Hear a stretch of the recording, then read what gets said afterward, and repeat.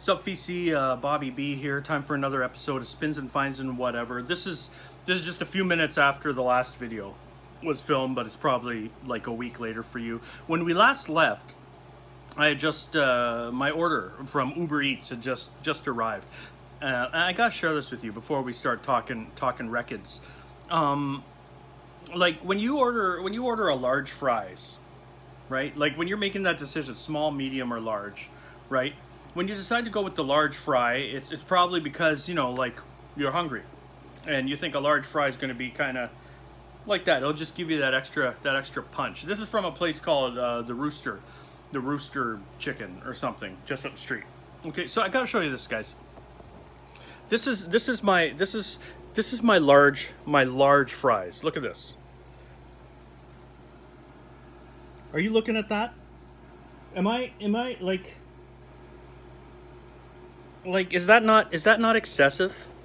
To me, that's excessive. Like, who's gonna eat that? Like, I've eaten some of them. Like, keep in mind, that's after I've eaten. Like, guys, it's too many fries. It's too many fries.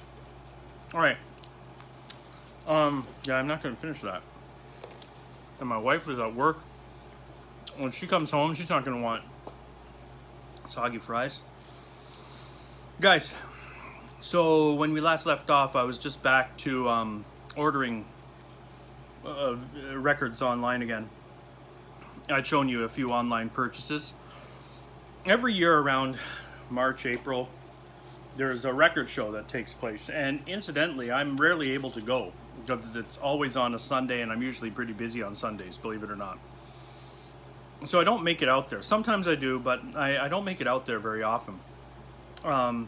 But this year, of course, they couldn't do it, so they did it on Instagram.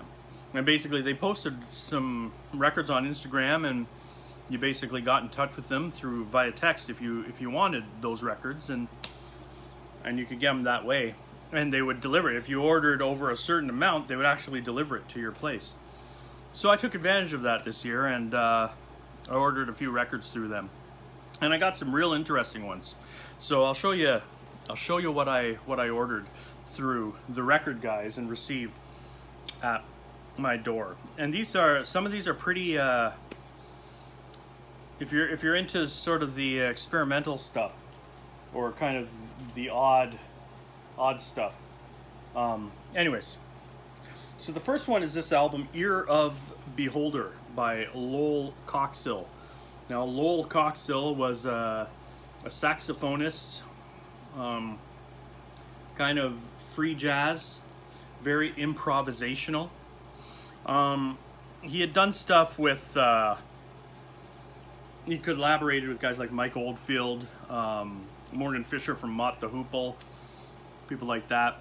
There's some sort of soft machine. Oh yeah, Kevin Ayers. He was a member of these bands out of the Canterbury scene, Carol Grimes and Delivery, and then Kevin Ayers and The Whole World. So there is some association there. So this was his first solo album, and yeah, it's a double album, basically, where he's just improvising. The album actually opens with a statement from him saying how some of these songs he thinks are pretty good, and he doesn't hate any of these songs, so that's why he's sharing them with the world. But it is definitely the type of thing you gotta be in the mood to listen to. But I quite enjoyed it. It's on Ampex Records. There's the label. Yeah, it's a fascinating record for sure, and I don't know, it got some pretty decent reviews, despite how strange it is. But it's definitely avant-garde and weird. Free jazz, I guess, is the best way to describe it. Kind of progressive in ways too. But Lowell Coxill, Ear of Beholder. I also ordered another kind of obscurity by a guy named Joelle Day. Joelle Day is a French singer, songwriter, guitarist, and This is his album. I guess it's either called Dédé, or this picture of a girl here is saying J'aime. So, you know, it's either called Dédé or it's called I Like, or I Like Dédé. I don't know, but kind of an interesting listen. His vocals are very similar. He sings primarily. Does he sing in French? No, I can't remember now. Huh. And the album is very, very bluesy. His vocals, I do remember, they sound a lot like he had a bit of a Joe Cocker-ish sound to his lyrics. I remember it's not very psych. It's more 60s blues, but song Cocaine and I think the song You Honey are definitely have some psych flourishes to them. It's on the Riviera label, which is not my favorite label in the world, but yeah. But that was a pretty interesting album. Joelle Dédé. And then the last of the sort of the obscurities that I got from the record guys is this reissue here of an album by the group Sand. I guess they only released one album back in, I think it was 1972. And the album was called Gollum, I think. But these are some other kind of, I don't know, demos or different versions of those songs from that time, different pressing of them. I don't know, but it's a neat record. This is a reissue that came out a few years ago. I don't think there's anything that unique about the vinyl, but it does have a cool label. So that's it. There's Sand. And it's kind of krautrock in a way. It's I would describe it primarily as krautrock. Let me just tell you something else here quickly about them. I believe, if I'm not mistaken, I think they're from Germany. There is a bit of a sort of early Pink Floyd. I don't think Syd Barrett. I would say kind of slightly after Syd Barrett. That kind of mid period there, the most divisive period of Pink Floyd. There's a bit of that sound to it. And so I guess this is. They released an album called Gollum that only, that was kind of on limited release. And so these are just basically, it's kind of a reissue of that album, slightly different versions on here. Anyways, really cool album, great artwork. I love that cover.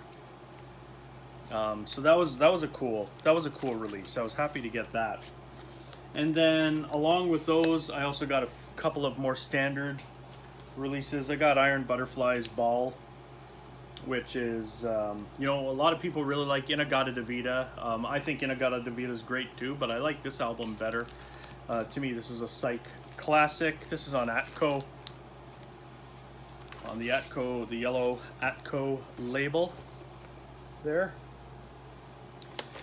And it's a stereo pressing. And Sonic Youth, their Ciccone Youth album, the Whitey album. This album is interesting. This is, so it was hidden under the name Ciccone Youth, but it was actually Sonic Youth. And Ciccone, that's Madonna's maiden name. It was meant to be sort of a tribute to pop music, in a way, but there's no doubt that this is a Sonic Youth album. It's very strange. It's very noise oriented, although it does have a bit of a you know, a dancier vibe than we're used to with this band, but yeah, it's still unmistakably Thurston Moore, Kim Gordon, Sonic Youth. Jay Mascis appears on guitar here somewhere too. The only thing, I mean, it's supposed to be kind of a tribute to Madonna, but really the only songs, there's a demo version of their cover of the song Burnin' Up, and they also kind of sample the song Into the Groove in their song Into the Groovy, which is, I guess, a cover of the song. Anyways, Sonic Youth, one of the most consistent bands out there, I would say. I'm going to eat another fry or two. I'm going to eat 2 at a time because there's 8 million fries there.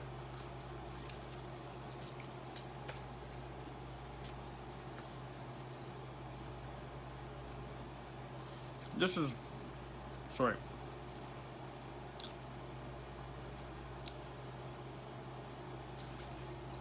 This is another one from the record guys. Connie Schnitzler, of course, from Krautrock artists, one of the founding members of Tangerine Dream. This was probably his most successful album, Con, which came out in 1978. So, electronica, Krautrock.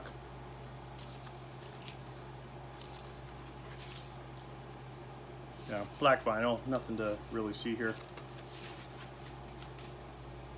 A classic album, depending on where you got it. It was known as Con. In some areas, it's known as Ballet Statique. In other areas. This is a later Canadian pressing.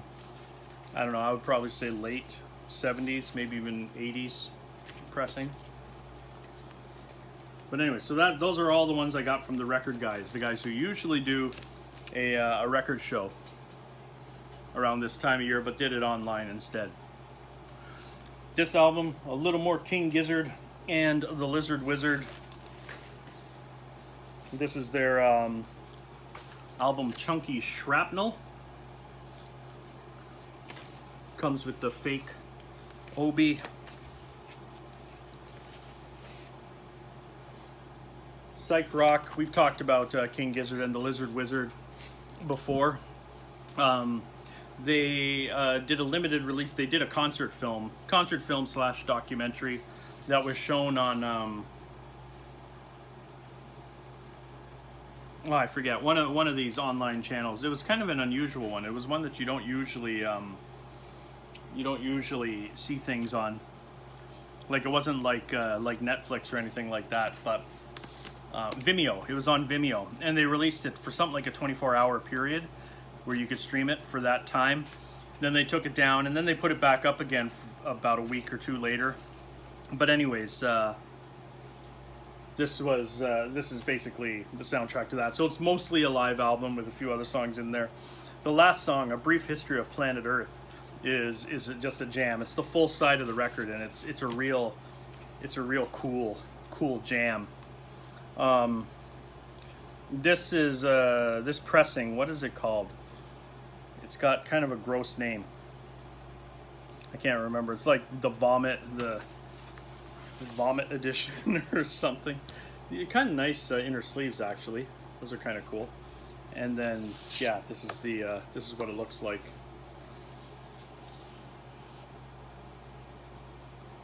So, King Gizzard and the Lizard Wizard, probably one of my favorite psych rock bands out there right now. I'll show you the other inner sleeve too, because they're both pretty cool. There's some neat pictures on there.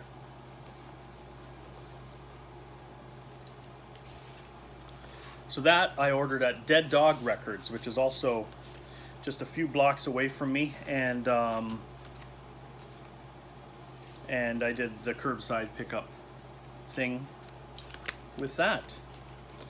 And so those were all the records that I ordered, along with the ones I showed you in the last video, that I ordered while we were on lockdown and you could only order things online. Then record stores opened again, but with certain restrictions. And so I went out and started buying records again. And so the first one that I bought was at Sonic Boom. This was in their used section, and it's this album here, Tone Float by Organization. This is basically, Organization is consists of two of the original members of Kraftwerk, Ralph Hooter and Florian Schneider, who passed away just a few months ago. Sadly, passed away just a few months ago. This is the inner sleeve for this one, and this is the album cover. This thing, an original pressing of this thing, costs a ridiculous amount of money, hundreds of dollars. It's ludicrous. I don't know if it was ever really reissued. I think this might be like a bootleg. It sounds really good though, but I think this might on Discogs it's listed as an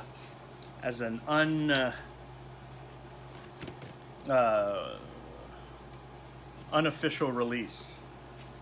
So I don't know. That doesn't sound too good, does it? But it sounds really nice. Yeah, so it's krautrock, obviously. The guy's from Kraftwerk, but it's got a more got more of a psychedelic sound than you'd be used to from them. Tone Float by Organization. I went to another record store. Oh no, so this was downstairs. Zoinks Records and Books, which is just basically, it's the closest record store to where I live. They don't have a super awesome selection, but I still got a couple of good psych records there. I got this from Toronto psych band The Ugly Ducklings. This is a classic album. Once again, this is like a reissue. Real copies of this go for quite a bit. The Ugly Ducklings, great garage rock. I would say it's more garage than psych, but it's definitely got some psych flourishes. This is a nice mono pressing. Really good stuff there. Somewhere Outside is the name of the album. Toronto Psych, and the debut album by Aphrodites, Child, End of the World. This is the music on vinyl pressing, so of course it sounds amazing. I like this better than, the one that's supposed to be huge. This is the 50th anniversary edition. 180 gram vinyl. Only 1,000 copies were pressed to this bad boy. And it is on yummy gold vinyl. So there's that. And it's mono. It's a mono pressing. Did I say that already? You know what? I've had 52 French fries, and I start to slur my speech a little bit once I get into that area. But anyways, so that's that. Aphrodites, Child. So some cool psych that I picked up there. Oh, Aphrodites, Child, by the way. Vangelis, the guy who he did some stuff with John Anderson, and he was also Chariots of Fire, right? Yeah, he was in this band. Vangelis Papanasiou is his full name. Greek. Okay, I'll show you just a few more. One other record store I went to afterwards. It's a place called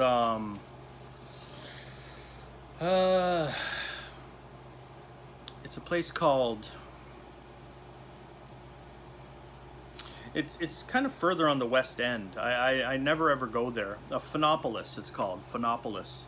And the owner's super nice. They have a lot of records, huge selection. I find that the records aren't always in as good shape as they claim to be. So I grabbed a couple of records there that really, if I knew that they were in this shape, I may not have picked them up. But so I will need to kind of get upgrade copies. But anyways, one of them was Eric Burdon and War. or Eric Burdon Declares War. We all know this one. It has whatchamacallit on it, Spill the Wine. Anyways, classic album. Don't have to say too much about that, but I love this record. But I do need a better copy of it. Kind of held off on getting it for a while, and then I did, and yeah, it's not in the greatest. It's not bad, but the first song on both sides, which incidentally, the first song on side 2 is Spill the Wine. It's got this repetitive click in it, which I find a little bit annoying, but nowhere near as annoying as the click at the start of both sides of this record. Maybe it was owned by the same guy, because yeah, the loud pop is in the same spot on this as it is on that Eric Burdon. This is Soft Machine's Softs album. I'm working towards getting all of Soft Machine's material because I love them. This is UK Jazz Fusion. It's a UK pressing on Harvest.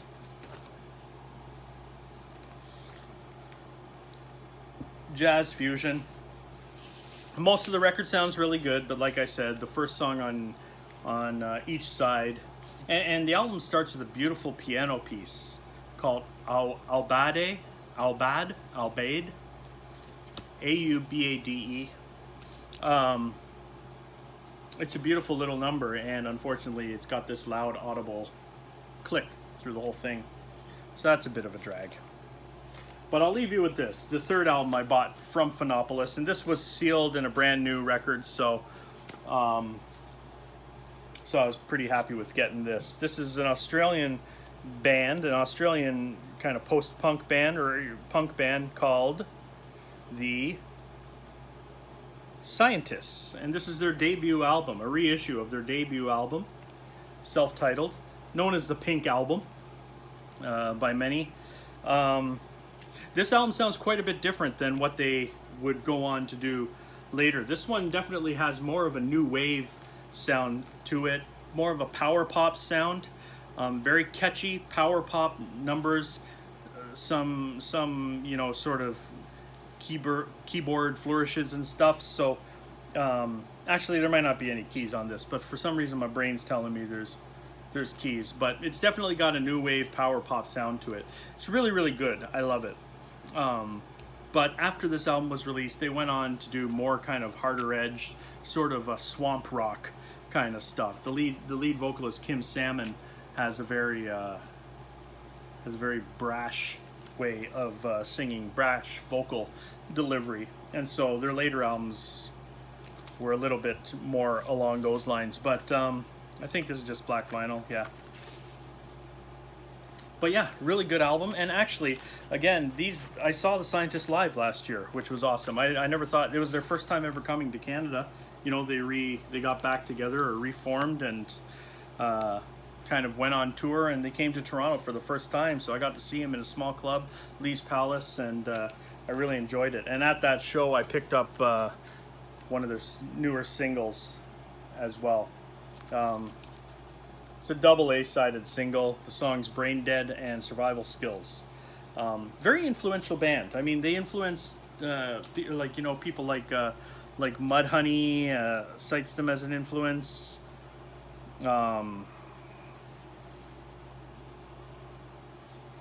Yeah, I wish I could remember.